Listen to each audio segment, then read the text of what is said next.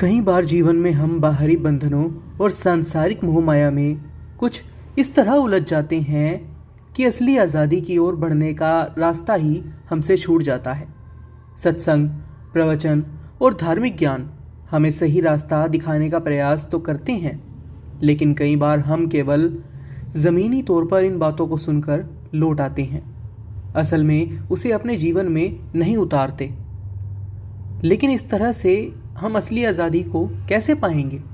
आइए आज की साखी से समझने का प्रयास करते हैं। एक सेठ और एक सेठानी नियमित रूप से सत्संग में जाते थे। उनके घर में एक पिंजरे में तोता भी था। एक दिन तोते ने सेठ से पूछा कि सेठ जी, आप लोग रोज़ कहाँ जाते हो? सेठ जी मुस्कुराए और बोले, हम रोज़ सत्संग में जाते हैं, जहाँ संत महात्मा हमें ज्ञान की बातें सुनाते हैं। तोता उत्सुकता से बोला, सेठ जी, क्या आप मेरे लिए भी एक सवाल पूछ सकते हो? उनसे पूछिएगा कि मैं आज़ाद कब होऊंगा। सेठ जी ने हाँ कर दी और अगले दिन सत्संग के बाद संत महात्मा से तोते का सवाल पूछ लिया। संत जी जैसे ही यह सवाल सुनते हैं, वे चौंक गए और अचानक बेहोश होकर गिर पड़े। यह देख सेठ जी घबरा गए और कुछ ना समझ पाते हुए वहां से चुपचाप लौटकर निकल आए। घर पहुंचकर तोता उत्सुकता पूर्वक सेठ जी से पूछता है कि सेठ जी, संत महात्मा ने क्या कहा?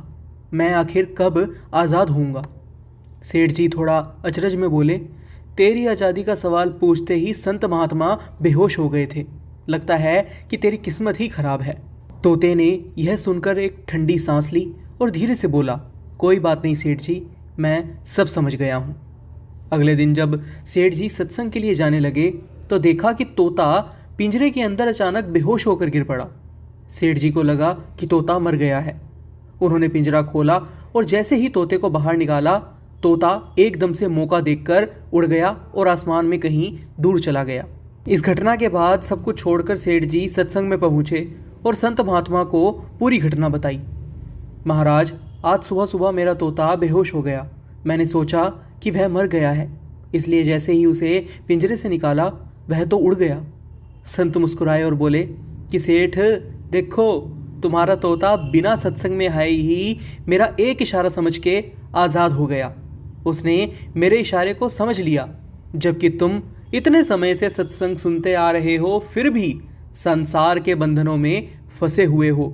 संसार रूपी पिंजरे से आज़ाद होने की कोशिश भी नहीं करते। इस साखी से हमें यह सीख मिलती है कि सत्संग, प्रवचन या धार्मिक चर्चा तभी सफल होती है जब हम उन्हें अपने जीवन में आत्मसात करते हैं, उनको अपने जीवन में उतारते हैं। केवल सत्संग में जाना, सुनना या ज्ञान की बातें करना पर्याप्त नहीं है। असली बदलाव तब आता है जब हम अपने मन को भी उस ज्ञान से आज़ाद कर देते हैं जो हमें सांसारिक बंधनों में जकड़े रखता है। असत्य, अहंकार और माया को छोड़कर सत्य को अपनाना ही सच्ची स्वतंत्रता की राह है। आज की यह साखी आपको कैसी लगी? अपनी राय हमें कमेंट बॉक्स में ज़रूर बताइएगा। फिलहाल के लिए बस इतना ही। एक बार फिर से लौटेंगे एक नई साखी के साथ। तब तक के लिए राधा स्वामी जी।